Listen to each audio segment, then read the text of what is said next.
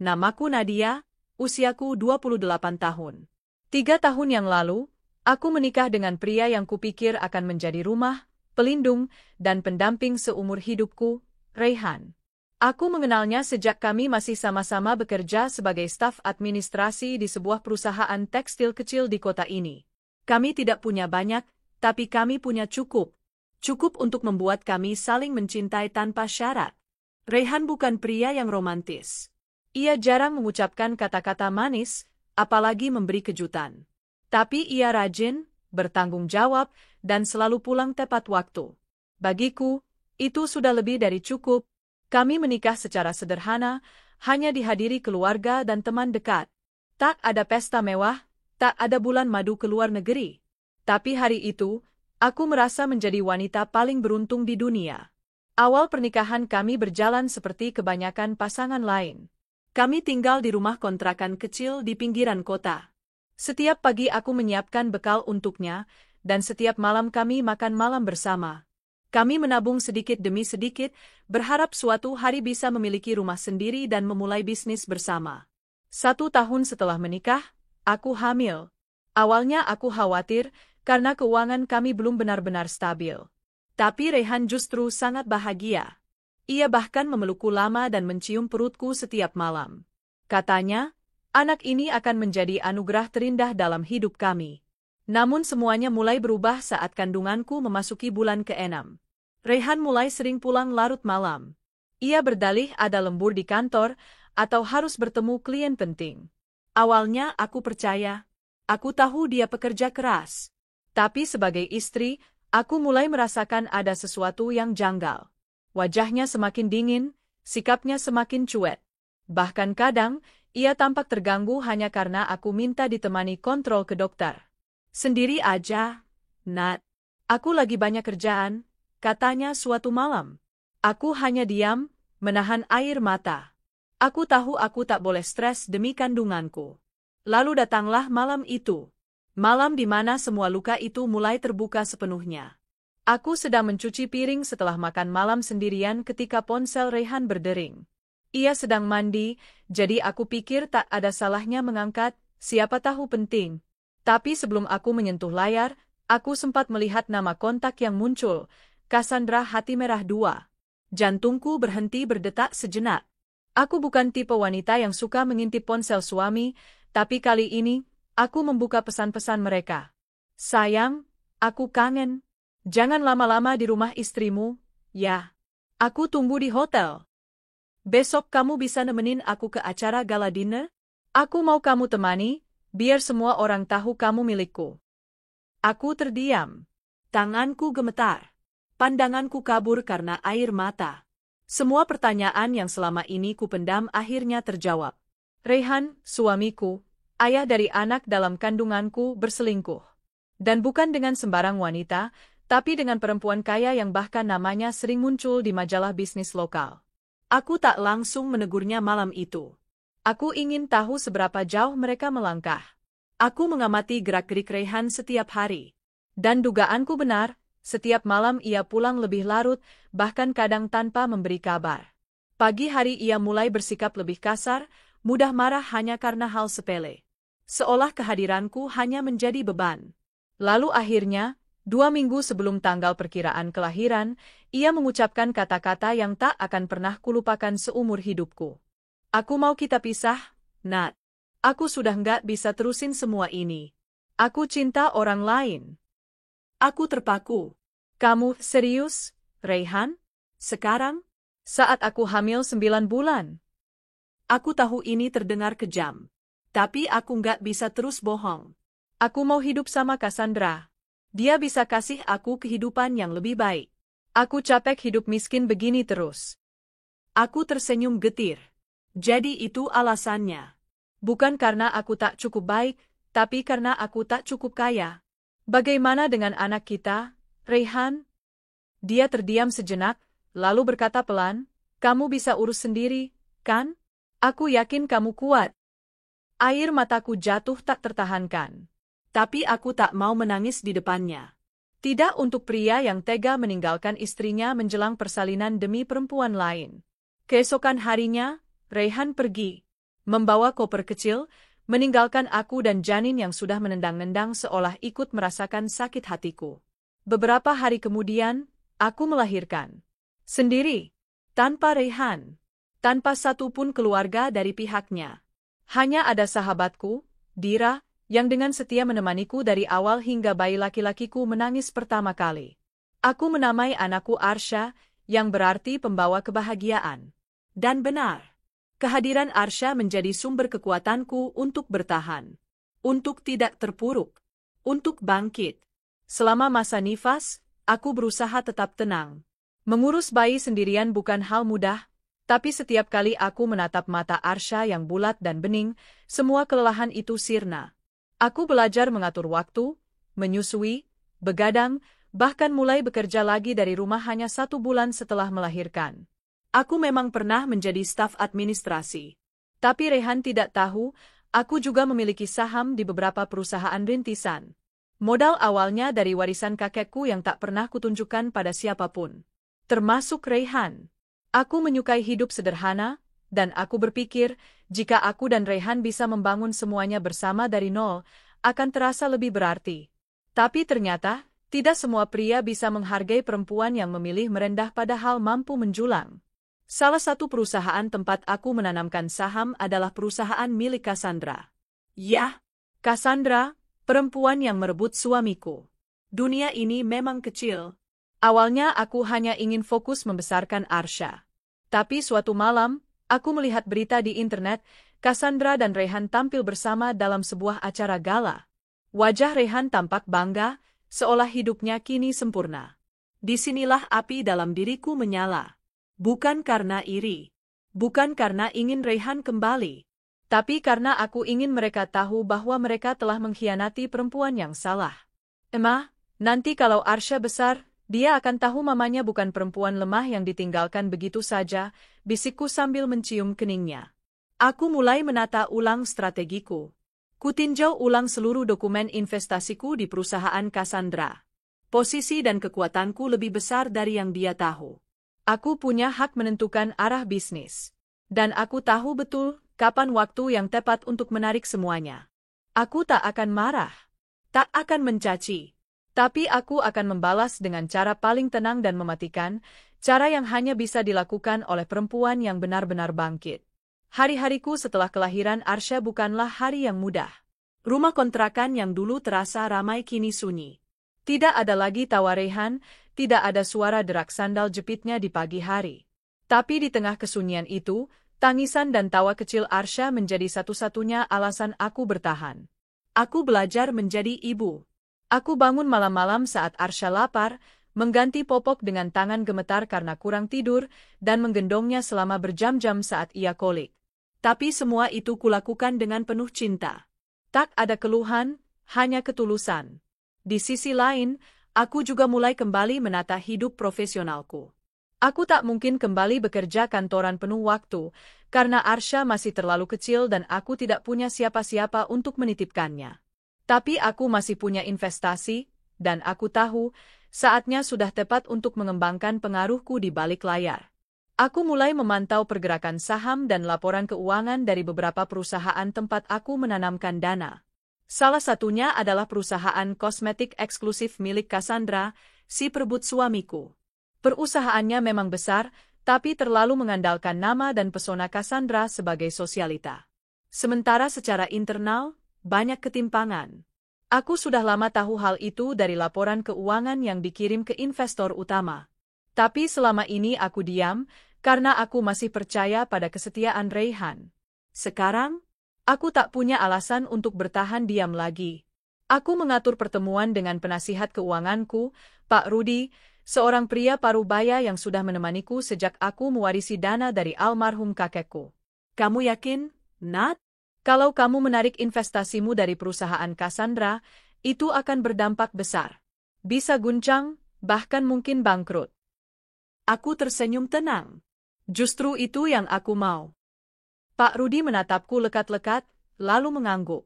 Baiklah, tapi kamu harus siap dengan semua konsekuensinya. Aku sudah siap sejak hari Raihan meninggalkanku. Hari-hari berikutnya kuhabiskan di depan laptop, memantau setiap perubahan kecil pada saham, arus kas, dan strategi bisnis. Aku tak hanya menarik investasi, aku juga menghubungi dua investor besar lainnya yang juga punya suara kuat di perusahaan Cassandra. Kami memiliki cukup suara untuk mengguncang struktur manajemen. Aku tahu Cassandra pasti panik ketika mendengar bahwa aku, investor misterius yang dulu diam saja, tiba-tiba aktif dan menarik seluruh dana.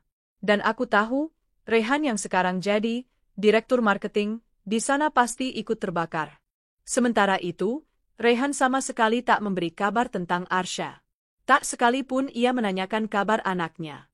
Seolah tak pernah ada bayi yang lahir dari rahim wanita yang pernah ia sebut istri. Aku bisa saja menuntutnya secara hukum, menagih nafkah, menuntut hak anak. Tapi aku tak ingin nama anakku tercemar karena ayahnya yang pengecut. Aku ingin Arsha tumbuh kuat tanpa bergantung pada siapapun, bahkan ayahnya. 3 bulan setelah aku menarik semua investasi, efeknya mulai terlihat. Perusahaan Cassandra mulai dilanda isu internal. Produksi menurun karena pemangkasan biaya. Para pekerja demo karena gaji mereka tertunda. Bahkan media mulai mencium masalah di balik layar. Aku hanya menyaksikan semuanya dari layar laptopku, dengan segelas susu dan Arsha yang tertidur di pelukanku. Suatu malam, aku menerima pesan dari nomor tak dikenal. Pesan itu singkat tapi membuatku mengernyit. Kamu sengaja menjatuhkan kami, kan? Jangan terlalu kejam, Nat. Itu dari Reyhan. Aku tak membalas. Beberapa hari kemudian, Cassandra mengunggah video klarifikasi di media sosial. Ia menangis, mengatakan bahwa perusahaan sedang mengalami gangguan karena pengkhianatan dari pihak dalam. Ia bahkan menyalahkan investor yang katanya tak setia pada visi perusahaan. Aku hanya tertawa pelan. Mereka memang cocok, saling mengkhianati dan saling menyalahkan saat terdesak. Tak lama setelah itu, Cassandra menghapus semua foto bersama Reyhan dari akun media sosialnya. Tidak ada lagi couple goals yang dulu dipamerkan. Rumor mulai beredar bahwa hubungan mereka renggang sejak Cassandra tahu Reyhan tidak punya simpanan dan hanya hidup dari gajinya di perusahaan yang kini nyaris runtuh. Dan akhirnya, karma itu datang. Reyhan datang ke rumahku. Pagi itu aku sedang memberi Arsha bubur ketika terdengar ketukan di pintu.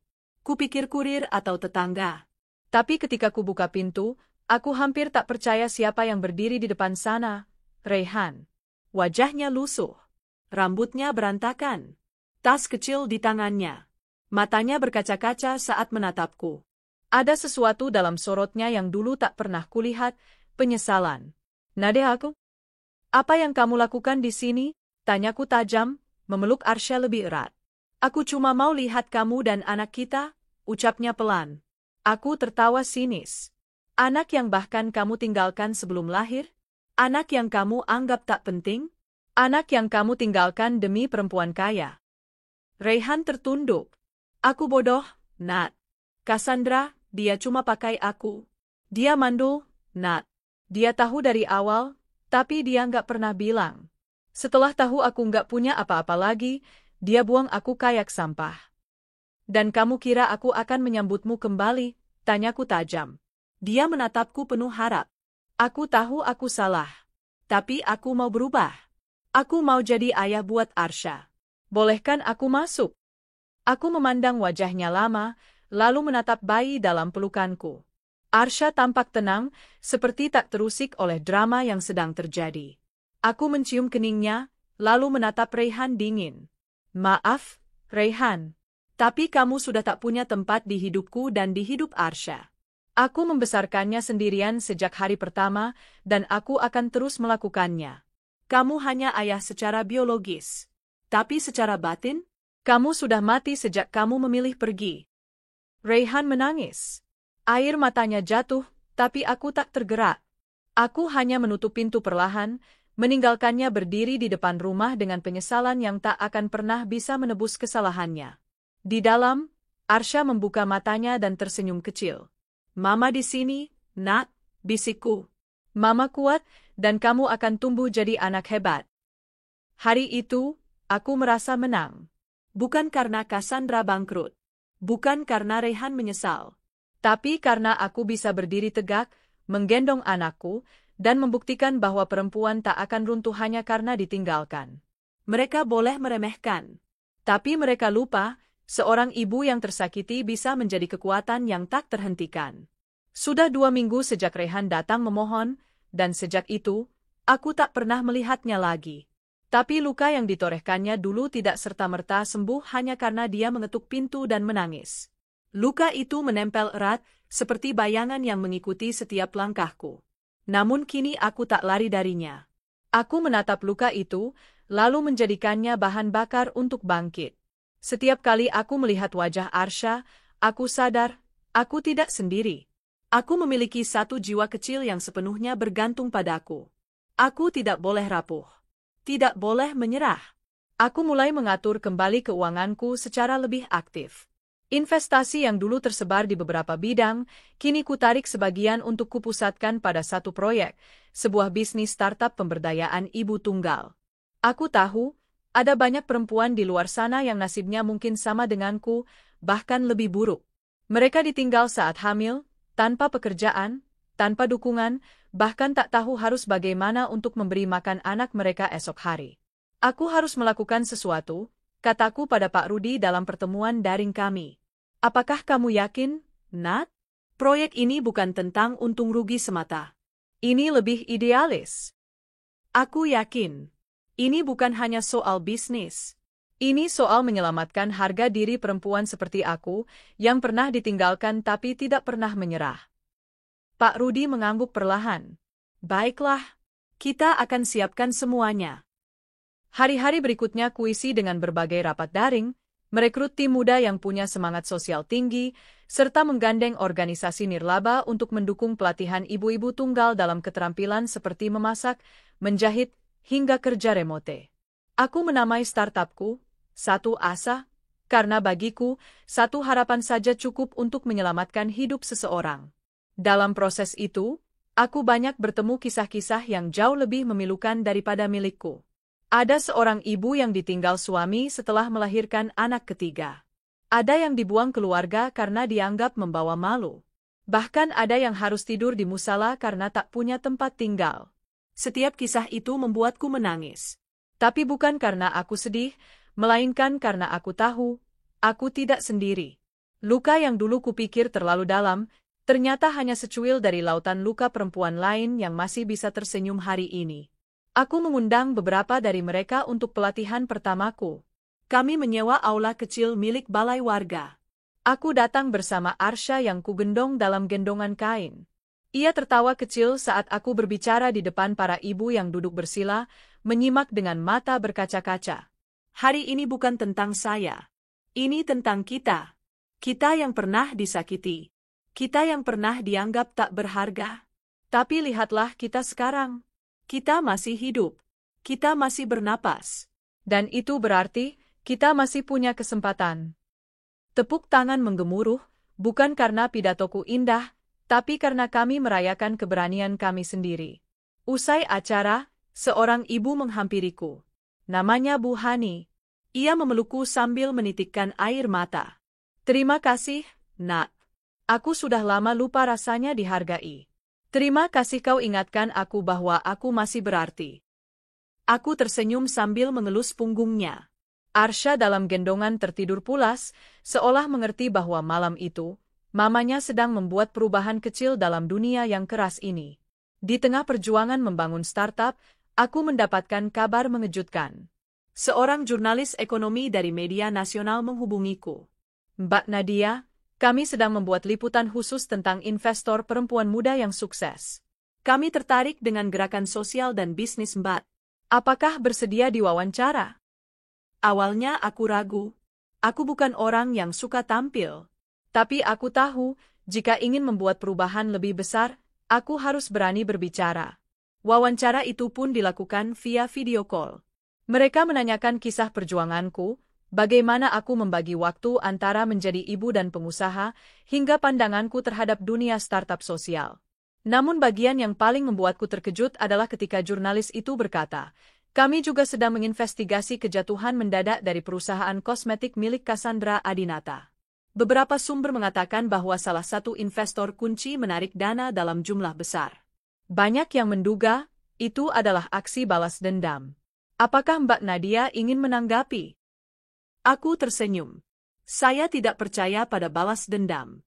Tapi saya percaya pada keadilan. Dan keadilan kadang datang dalam bentuk menarik kembali hak yang pernah dipercayakan pada orang yang salah. Ia mengangguk sambil menahan senyum. Jawaban yang bijak, Mbak. Liputan itu tayang 2 minggu kemudian, dan dalam waktu singkat, akun media sosial, Satu Asa, meledak. Banyak yang mengirim pesan, ingin bergabung sebagai relawan, ingin menyumbang, bahkan ada yang ingin bekerja sama membangun cabang pelatihan di daerah masing-masing. Aku menangis malam itu, bukan karena sedih, tapi karena bahagia. Lihat, Arsha, bisikku sambil memeluknya, Mama yang dulu ditinggal itu sekarang bisa bantu banyak orang. Kamu akan bangga nanti, Nak. Namun hidup memang tak pernah mulus terlalu lama. Beberapa hari setelah liputan itu viral, aku mendapat pesan dari nomor tak dikenal lagi. Isinya, kau pikir kau hebat, Nat? Kau hanya iri dan sakit hati. Kalau bukan karena Rehan, kau bukan siapa-siapa. Pesan itu kuabaikan, tapi malamnya, aku melihat berita bahwa Cassandra mengunggah video emosional. Ia mengatakan bahwa dirinya dijatuhkan oleh orang yang iri padanya dan menuding seorang mantan istri dari direksi perusahaan kosmetiknya sebagai biang kerok. Ia tidak menyebut namaku langsung, tapi jelas arahannya. Komentar pun penuh hujatan dan simpati palsu. Beberapa netizen membelaku. Beberapa menyerangku. Tapi aku tetap tenang. Aku sudah belajar bahwa suara sumbang akan selalu ada, apapun yang kita lakukan. Keesokan harinya, sebuah undangan tak terduga datang ke emailku. Sebuah perusahaan modal Ventura besar, tempat Rehan dulu pernah mengajakku bekerja, menawarkan kerja sama investasi dengan Satu Asa. Aku membaca nama CEO-nya, Michael Anggara. Teman kuliah kami dulu. Ia mengingatku, katanya ia membaca kisahku di media dan merasa terinspirasi. Aku datang ke pertemuan itu dengan Arsha yang kini sudah mulai belajar berjalan. Di lobi kantor mewah itu, semua orang memandangku dengan kekaguman. Bukan karena penampilanku, aku tetap berpakaian sederhana, tapi karena reputasiku sudah lebih dulu sampai di sini. Michael menyambutku hangat. Nadia, kamu lebih hebat dari semua presentasi bisnis yang pernah saya lihat. Aku tertawa. Saya hanya ingin bantu perempuan seperti saya, Mike. Dan kamu melakukannya dengan elegan. Ia menyerahkan berkas kerja sama padaku. Kamu bisa bawa ini sejauh yang kamu mau. Aku menggenggam tangan kecil Arsha sambil berkata mantap, kalau begitu kita akan terbang lebih tinggi lagi. Malam itu, saat aku memandikan Arsha, aku menatap wajah kecilnya. Ia tertawa, menyiram air ke wajahku dengan tangan mungilnya. Aku tertawa juga, lalu mendekapnya erat. Terima kasih, Arsha, bisikku pelan. Karena kamu, Mama tidak hancur. Karena kamu, Mama jadi kuat. Dalam benakku, aku tahu bahwa jalan ke depan masih panjang. Cassandra mungkin belum berhenti. Rehan mungkin suatu hari akan menuntut hak sebagai ayah. Tapi aku juga tahu satu hal yang pasti. Aku bukan perempuan yang sama seperti dulu. Aku kini ibu, pemimpin, dan pejuang. Dan mereka yang pernah membuangku, akan menyaksikan dari kejauhan bagaimana perempuan yang mereka anggap tak berharga, kini menjadi sosok yang tak tergantikan. Aku tidak pernah berharap Rehan kembali dalam hidupku. Tidak setelah apa yang dia lakukan. Tidak setelah dia meninggalkanku tepat saat aku hendak melahirkan anak kami, lalu memamerkan kebahagiaannya dengan perempuan yang katanya kaya, cantik, dan sempurna. Namun seperti angin yang selalu kembali ke arah matahari saat sore tiba, Rehan pun datang kembali padaku, dengan wajah lusuh, mata cekung, dan napas penuh penyesalan. Hari itu, aku baru saja selesai menghadiri rapat penting bersama tim relawan Satu Asa di sebuah coworking space yang kami sewa mingguan. Arsha, seperti biasa, ku bawa serta. Ia kini berusia lebih dari 1 tahun dan mulai belajar bicara. Kata pertamanya bukan, Papa, melainkan, sesuatu yang sangat berarti bagiku. Saat aku keluar dari ruangan menuju parkiran, seseorang berdiri di bawah pohon mangga di depan gerbang. Rehan. Aku menghela napas dalam-dalam. Jantungku berdegup, bukan karena rindu, melainkan karena detak waspada. Dia tak punya hak muncul seenaknya di hidupku lagi, apalagi setelah selama ini menghilang tanpa kabar. Dia melangkah pelan ke arahku, seolah setiap langkahnya membawa beban berat di punggung. "Nak?"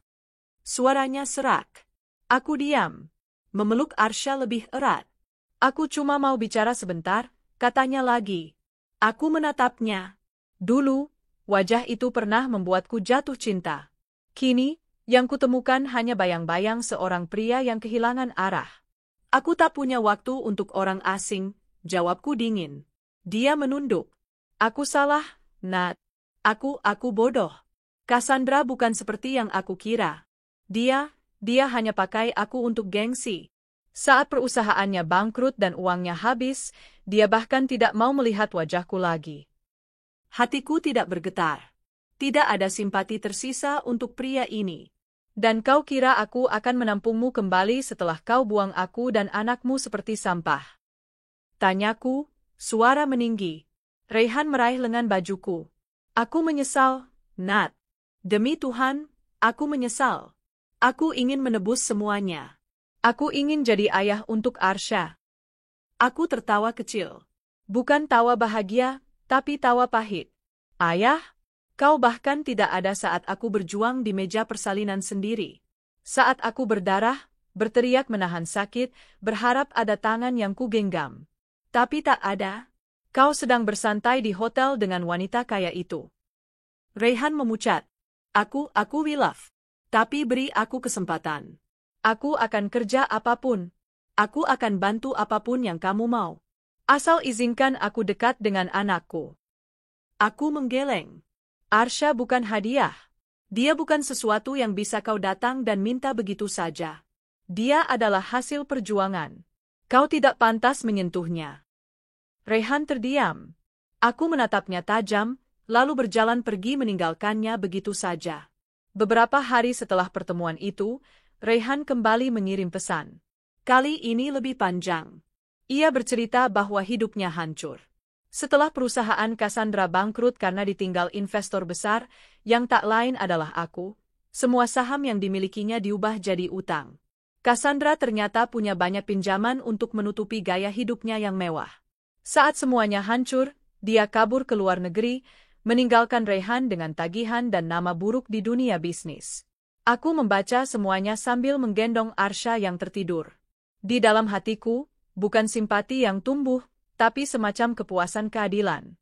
Bukan karena aku ingin balas dendam, tapi karena alam semesta menunjukkan padaku bahwa apa yang datang dari pengkhianatan tak akan pernah berbuah baik.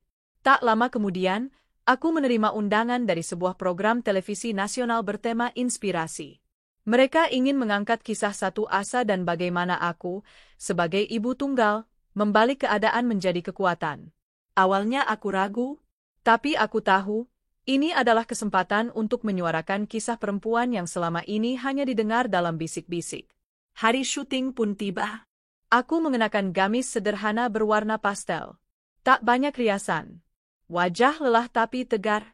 Aku datang bersama Arsha dan seorang timku yang membantu mengasuh selama proses pengambilan gambar.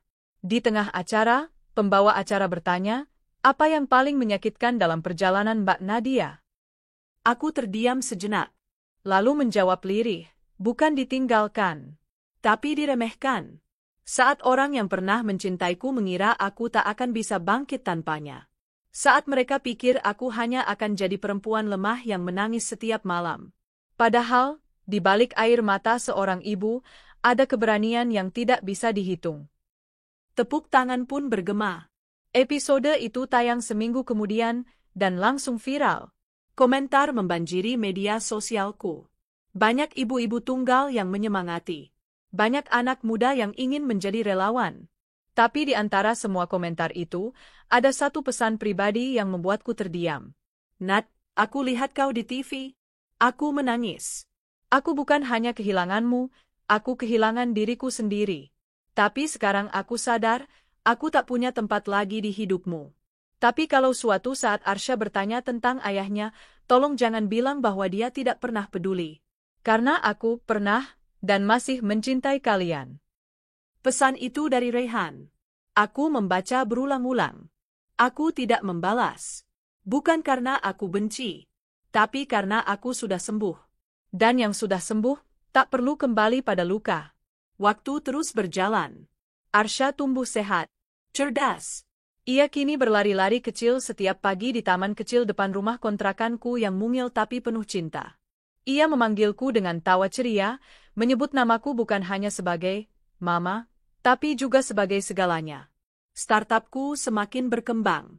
Aku mendapatkan tawaran dari luar negeri untuk membuka pelatihan daring bagi ibu tunggal di beberapa negara Asia Tenggara. Bahkan seorang investor sosial dari Kanada ingin mengunjungi langsung pelatihan kami di Indonesia. Hidupku berubah, tapi aku tidak pernah melupakan asal mula semua ini. Semua luka, semua pengkhianatan, semua air mata, mereka bukan kutukan. Mereka adalah batu loncatan. Suatu sore, saat Arsha tertidur di sofa kecil, aku duduk di beranda dan menatap langit senja. Angin sore berembus lembut. Aroma tanah basah setelah hujan memenuhi udara.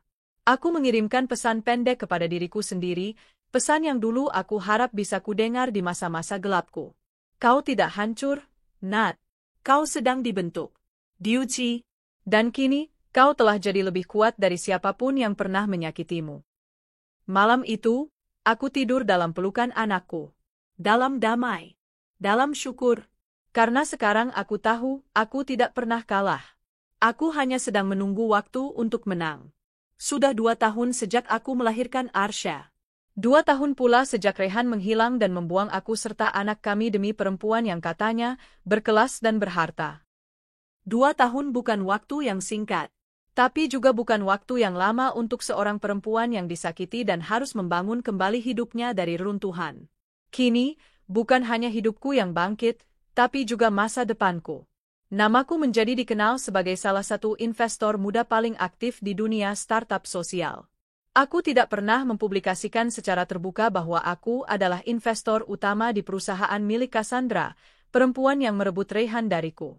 Tapi saat perusahaan itu kolaps dan namaku muncul di berita sebagai salah satu penanam modal yang menarik investasinya, orang-orang mulai berspekulasi. Dan nama, Nadia Anindya, nama yang dulu dicemooh karena hanya ibu rumah tangga sederhana, kini disebut dalam forum-forum ekonomi digital nasional. Yang paling ironis, perusahaan tempat Rayhan bekerja setelah keluar dari Cassandra Inc. adalah perusahaan yang juga dalam portofolio investasiku. Dia tidak tahu. Mereka tidak tahu. Sampai akhirnya, suatu hari, semuanya terbuka. Hari itu aku menerima undangan dari salah satu rekan bisnis untuk menghadiri forum diskusi tentang keberlanjutan ekonomi digital. Acara ini menghadirkan tokoh-tokoh penting dari berbagai perusahaan teknologi dan startup, termasuk, secara kebetulan, perusahaan tempat Rayhan bekerja. Aku tahu kemungkinan akan bertemu dengannya. Tapi aku sudah siap. Aku sudah terlalu sering menghadapi mantan-mantan trauma hidupku dalam bentuk presentasi, proposal, dan negosiasi dingin. Rayhan bukan siapa-siapa sekarang. Bukan bagi hatiku, bukan bagi hidupku, apalagi bagi Arsha. Acara itu berlangsung di sebuah ballroom hotel mewah di Jakarta. Aku datang mengenakan blazer berwarna lembut, rambut disanggul elegan. Tidak berlebihan, tidak mencolok. Tapi cukup tegas menunjukkan bahwa aku bukan perempuan yang bisa diremehkan. Aku duduk di bangku depan bersama para panelis. Sesekali, beberapa peserta menyapaku untuk berkenalan. Mereka sudah mengenal reputasiku. Beberapa bahkan mengatakan dengan tulus bahwa mereka kagum aku bisa bangkit setelah pengalaman pahit masa lalu. Aku hanya tersenyum. Bagiku, kekaguman tak berarti apa-apa kalau aku sendiri tidak menjaga martabat dan tujuanku. Saat acara sesi tanya-jawab dimulai, moderator mempersilakan salah satu perwakilan dari perusahaan startup yang baru saja menerima suntikan dana dari salah satu venture capital besar, yang, tentu saja, ada aku di baliknya. Dan saat pria itu naik ke atas panggung, aku melihatnya. Rayhan. Dia tampak kaku. Mengenakan jas abu-abu, dasi merah marun, dan wajah yang tidak siap melihatku di sana. Dia mengenaliku. Tatapannya langsung membeku. Matanya melebar, dan suaranya sedikit bergetar saat mulai mempresentasikan proyek yang mereka jalankan. Aku menatapnya datar. Tidak ada kebencian. Tidak ada cinta. Hanya kekosongan. Setelah sesi selesai, salah satu rekan bisnis mendekatiku dan berbisik, "Bukankah dia mantan suamimu?" Aku tersenyum tenang. Dulu, iya. Sekarang, Dia hanya karyawan dari perusahaan yang kubiayai. usai acara, Raihan mendatangiku. Tak ada yang bisa menutupi kegugupan dan rasa malu di wajahnya. "Nat, kamu sekarang di balik semua ini." Aku mengangguk ringan. "Kau pikir semua uang yang dipakai Cassandra untuk gaya hidup mewah itu dari mana asalnya?" Raihan menunduk. Aku benar-benar tidak tahu. "Aku pikir kamu hanya ibu rumah tangga. Aku pikir kamu..." Aku memotongnya dengan tegas. Kau pikir aku tidak punya otak hanya karena aku di rumah? Kau salah. Saat aku mengandung anakmu, aku juga membangun jaringan. Saat kau berfoya-foya dengan perempuan lain, aku belajar mengatur keuangan. Saat kau tertawa di pesta, aku menangis sendirian sambil menulis rencana bisnis. Dia terdiam. Tidak ada satupun kata yang keluar dari bibirnya. Aku melanjutkan, dan saat aku mulai sukses, aku tidak mempublikasikan apapun. Bukan karena aku takut, tapi karena aku tidak butuh pengakuan. Aku hanya butuh hasil. "Lalu kenapa kau tarik investasimu dari perusahaan Cassandra?" tanyanya pelan. Aku menatapnya dalam. "Karena aku tidak mau uang hasil kerja kerasku menghidupi pelakor yang merebut suamiku dari rahim anakku." Raihan menahan napas. Tertunduk.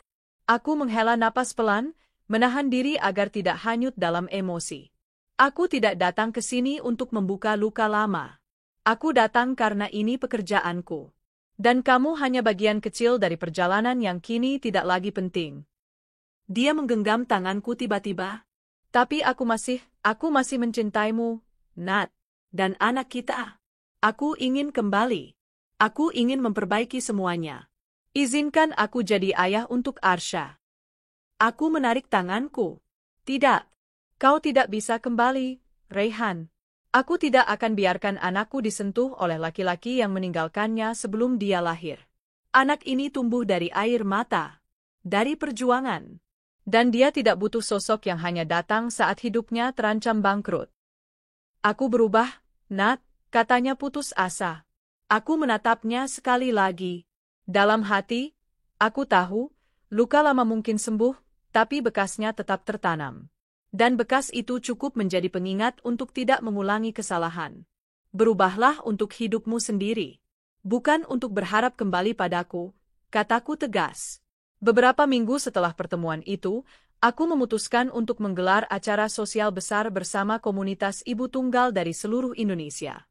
Aku ingin berbagi cerita, bukan hanya kisahku, tapi kisah mereka yang juga pernah terjatuh dan bangkit. Aku ingin mereka tahu bahwa tak ada satupun perempuan yang layak diperlakukan rendah hanya karena status atau penampilannya. Acara itu diadakan di aula terbuka, dihadiri ratusan orang. Ada panggung sederhana, stand pameran UMKM milik ibu-ibu, dan ruang bermain untuk anak-anak. Arsha ikut bermain di sana. Dia mengenakan kaos bertuliskan, "Mama is my hero," baju yang ia pilih sendiri waktu kami ke toko pakaian anak. Aku naik ke atas panggung dan menyampaikan sambutan. "Saya bukan siapa-siapa. Saya hanya seorang perempuan yang pernah dikhianati.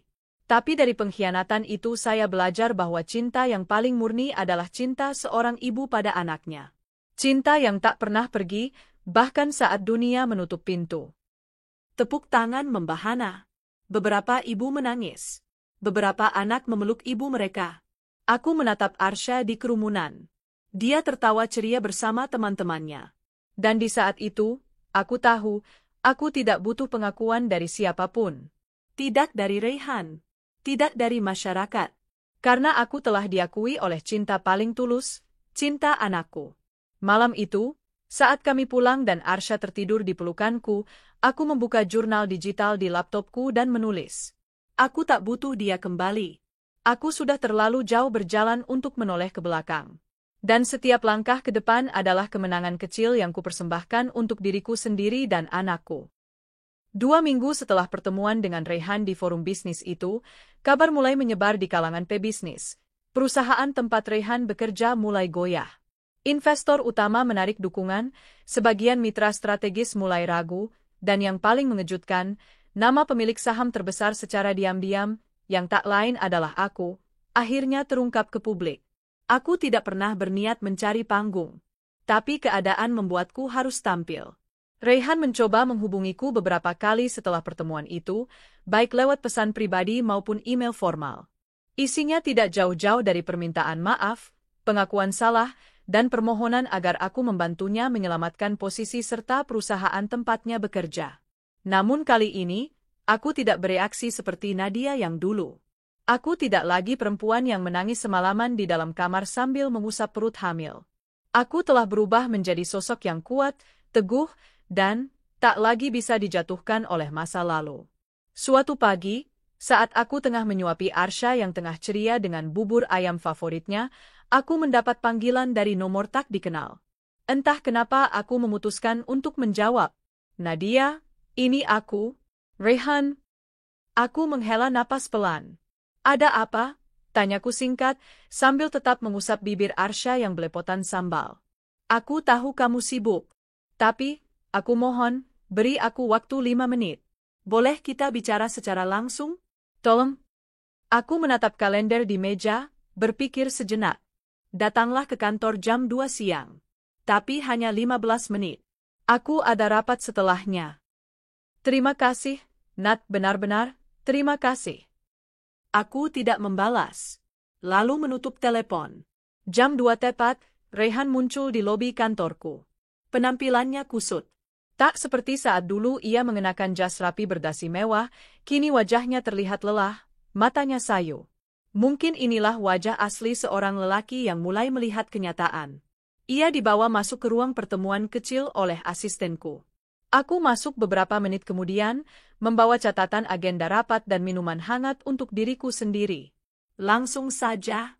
Waktu kita terbatas, ucapku tegas. Raihan duduk gugup, tangannya menggenggam lutut seperti anak kecil ketahuan salah. Nat, aku kehilangan semuanya. Setelah kamu menarik dana, semua mitra juga mundur. Perusahaan limbung. Bahkan gajiku dipotong hampir separuh. Cassandra, dia pergi. Aku menaikkan alis. Dia pergi? Ya, dia bilang, kalau aku tak lagi punya uang, untuk apa bersamanya? Dia pulang ke keluarganya, katanya ingin menikah dengan pria yang bisa memberinya kehidupan mewah. Aku nyaris tertawa, tapi kutahan. Bukannya jahat, hanya lucu. Betapa ironisnya hidup ini. Dan kamu berharap aku kasihan? Raihan tertunduk. Tidak. Aku tahu aku pantas dapat semua ini. Tapi, aku hanya ingin bertemu anak kita. Sekali saja. Aku ingin mengenalnya. Aku ingin dia tahu siapa ayah kandungnya. Aku menggeleng pelan. Raihan, Arsha tidak tahu kamu. Dia tidak pernah melihatmu. Saat dia lahir, kamu sedang memeluk perempuan lain di hotel. Saat dia belajar berdiri, kamu sedang di Bali memamerkan kemesraanmu di media sosial. Saat dia jatuh dan berdarah di dagu, kamu bahkan tak tahu rumah sakit mana yang kutuju. Dan sekarang, saat kamu tak punya apa-apa, kamu datang. Wajah Raihan memucat. Aku bukan ingin kembali sebagai suami, Nat.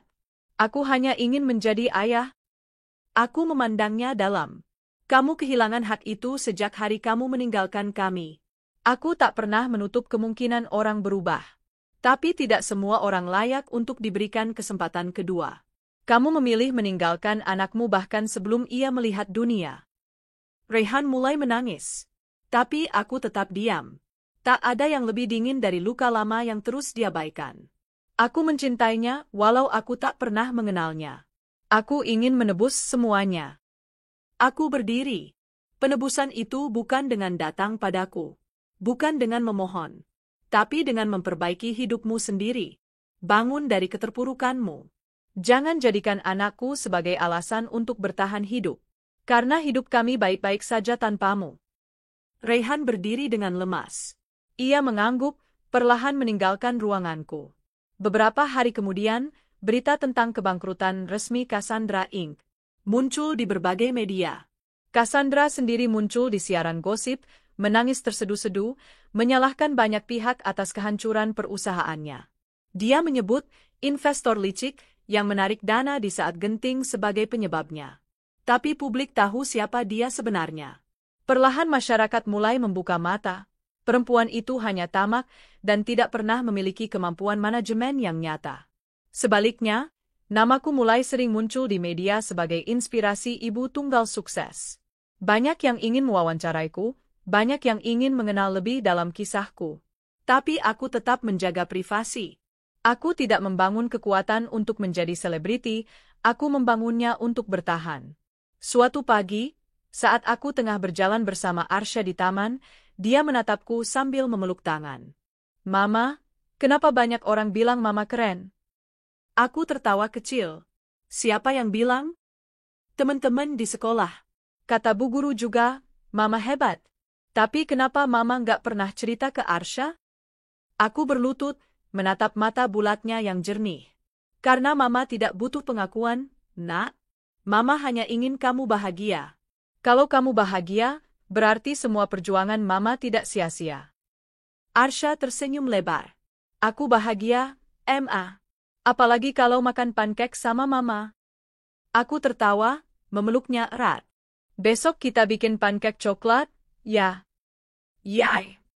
Tak lama setelah itu, aku mendapat kabar bahwa Rehan akhirnya bekerja sebagai konsultan lepas di perusahaan kecil. Ia mulai dari nol, katanya. Meskipun ada tawaran untuk menulis tentang kisahku dalam buku atau serial, aku tolak semua. Aku tidak ingin menjadikan luka sebagai hiburan. Suatu malam, aku duduk di beranda rumah, menatap langit, mengenang semua yang terjadi. Dari rumah sederhana tempat aku dibuang, dari tangisan malam demi malam, hingga pada akhirnya duduk di sini, bersama anakku, bersama hidup baru yang kupilih sendiri. Lalu aku menulis dalam jurnal harian. Mereka bilang, perempuan hanya bisa menangis saat ditinggalkan. Tapi tidak denganku. Aku menang, bukan karena membalas, tapi karena tak lagi butuh mereka. Dan jika suatu hari Rehan datang lagi, membawa bunga, atau air mata, atau janji palsu yang sama seperti dulu, aku tahu, aku takkan tergoyahkan. Aku sudah memilih hidupku, jalanku, dan anakku. Aku tak akan pernah menoleh ke belakang lagi. 1 tahun telah berlalu sejak Rehan datang padaku, memohon untuk bisa melihat Arsha. 1 tahun sejak perusahaannya dan Cassandra bangkrut. Banyak hal berubah. Tapi satu hal tetap, aku dan anakku terus berjalan maju. Di usiaku yang ke-32, aku bisa berdiri di hadapan kaca dan berkata, aku bangga menjadi Nadia. Aku bukan perempuan sempurna, tapi aku telah melalui badai tanpa membiarkan diriku tenggelam. Dan lebih dari segalanya, aku telah menjadi ibu yang hadir untuk anakku setiap saat. Suatu pagi di hari Minggu, aku menerima undangan melalui email. Undangan reuni kuliah. Tadinya aku ingin mengabaikannya, tapi Arsha membaca sepintas saat aku membuka laptop. Mama, reuni itu apa? Reuni itu pertemuan dengan teman-teman lama, Nak. Kok Mama nggak mau datang? Aku terdiam. Rasanya sulit menjelaskan bahwa masa laluku tak seindah sekarang. Karena dulu Mama sering diremehkan. Tapi sekarang semua berubah. Arsha menatapku lekat-lekat. Justru Mama harus datang, biar mereka tahu Mama hebat sekarang. Aku tersenyum. Anak kecil ini, kadang lebih bijak dari orang dewasa. Akhirnya, aku mengklik, konfirmasi hadir. Reuni akan diadakan di sebuah hotel bintang 5 di pusat kota, tempat yang secara kebetulan, sekarang aku juga punya saham di dalamnya. Hari-hari reuni, aku memilih tampil sederhana tapi anggun. Gaun panjang biru tua yang elegan, tanpa perhiasan mencolok, hanya riasan natural. Aku tak ingin pamer. Aku hanya ingin hadir sebagai diriku yang sebenarnya. Saat aku memasuki ballroom hotel, beberapa orang menoleh. Butuh beberapa detik sebelum mereka sadar siapa aku. Nadia, seseorang mendekat. Aku menoleh. Ternyata itu Dina, salah satu teman kuliah yang dulu kerap mengejekku karena penampilanku yang sederhana. Ya, Dina, sudah lama ya? Dia memelukku sebentar, lalu matanya bergerak ke sekelilingku. Datang sendiri? Tidak. Aku tersenyum. Aku datang bersama diriku yang utuh. Dina terlihat bingung, tapi aku tidak menjelaskan lebih jauh. Reuni berlangsung seperti biasa. Saling pamer kesuksesan, cerita kehidupan, beberapa dengan gaya hidup glamor, beberapa lainnya biasa saja. Sampai akhirnya, Raihan datang. Dia tampak lebih kurus, lebih kalem. Semua orang tahu kisah bangkrutnya perusahaannya, tapi tak ada yang menyangka akan melihatnya muncul di sini. Apalagi sendirian. Tanpa Cassandra. Dia melihatku. Aku melihatnya.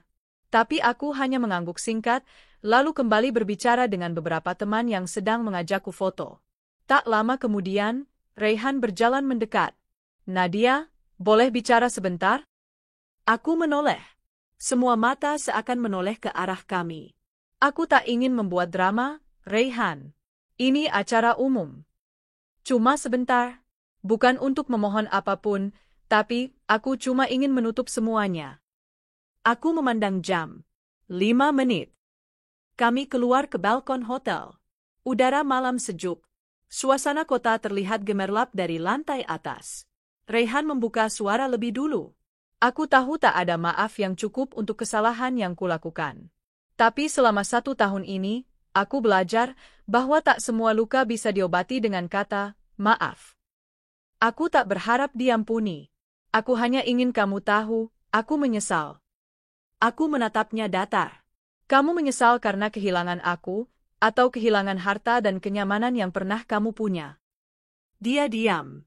Aku kehilangan semuanya, Nat. Termasuk diriku sendiri. Tapi di tengah kehancuran itu, aku sadar, kamu adalah satu-satunya orang yang benar-benar pernah mencintaiku. Tapi aku hancurkan kamu. Aku menarik napas dalam. Ya, kamu menghancurkan aku. Tapi aku tidak mati. Justru disitulah aku lahir kembali. Tanpa kamu, aku menemukan kekuatan yang tak pernah kubayangkan. Jadi sebenarnya, aku harus berterima kasih. Dia menunduk, lalu berkata lirih, kamu akan selalu jadi luka terbesarku. Aku hanya menjawab dengan senyuman tipis. Dan kamu adalah pelajaran terbesarku. Malam itu, aku pulang ke rumah dengan hati yang tenang. Bukan karena kata-kata Raihan, tapi karena aku tahu, aku telah menang. Bukan dengan dendam, tapi dengan berdiri lebih tinggi dari masa lalu. Arsha sudah tertidur di kamarnya. Aku mencium keningnya, lalu duduk di ruang kerja kecil di pojok rumah. Kuambil jurnal yang biasa kutulis. Hari ini, aku bertemu masa lalu. Bukan untuk mengulanginya, tapi untuk mengucapkan selamat tinggal dengan tenang. Aku tahu, aku tak akan pernah biarkan dia kembali. Bukan karena kebencian, tapi karena aku sudah mencintai diriku lebih dari masa lalu manapun. Beberapa bulan kemudian, aku membuka lembaga sosial kecil yang bergerak membantu para ibu tunggal untuk membangun karir dan usaha. Namanya, Arsha Foundation. Banyak ibu datang dengan wajah penuh luka. Tapi aku tahu, di balik luka mereka, ada kekuatan luar biasa. Sama seperti aku dulu. Aku menceritakan kisahku dalam beberapa seminar, bukan untuk mendapat tepuk tangan, tapi agar mereka tahu, kita tak harus jadi korban selamanya. Dan pada suatu sore yang tenang, saat aku duduk di ayunan taman bersama Arsha, dia bertanya, Mama, kalau aku besar nanti, boleh nggak aku jadi seperti Mama? Aku tersenyum, menatap matanya yang jernih. Jangan jadi seperti Mama. Jadilah dirimu sendiri. Tapi kalau kamu ingin punya hati yang kuat, belajar dari Mama boleh. Dia tertawa. Berarti aku harus makan banyak sayur biar kuat juga? Aku ikut tertawa. Iya, dan rajin belajar, jangan gampang menyerah. Kini hidupku tenang. Tak perlu lagi pembuktian. Tak perlu lagi pembalasan. Karena balasan terbaik adalah ketika hidup kita lebih baik dari mereka yang pernah menyakiti kita. Raihan, dia sekarang membuka usaha kecil, tinggal di kota pinggiran. Aku tak tahu lebih jauh. Tapi aku tak peduli. Aku tak ingin tahu lagi. Masa depanku ada di sini, di tawa anakku, di pelukan hangat keluarga kecilku, dan di setiap langkah yang kuambil tanpa penyesalan. Dan pelakor itu? Kudengar ia mencoba membuka bisnis baru, tapi tak ada yang percaya padanya lagi. Reputasinya rusak, dan pamornya tenggelam. Dia kehilangan segalanya. Termasuk kesempatannya untuk punya anak, yang dulu menjadi alasan Raihan memilihnya. Ironi hidup memang selalu tajam. Tapi aku tak lagi tersenyum karena balas dendam. Aku tersenyum karena aku telah memilih untuk tidak kembali ke lubang yang sama.